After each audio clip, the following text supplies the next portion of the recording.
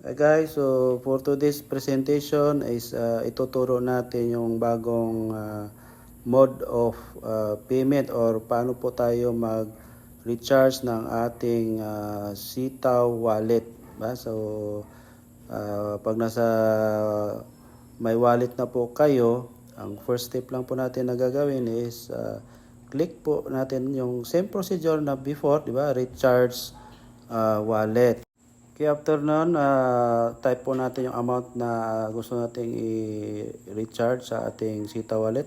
For example, may minimum po ito, 500 ang minimum, then maximum of 50,000 per transaction. So, yan, pag na-type po natin yung 500, example lang po na yun, click natin yung QRPH, PCall. Ba? So, after PCall, click confirm. Then yan, mag-generate po siya ng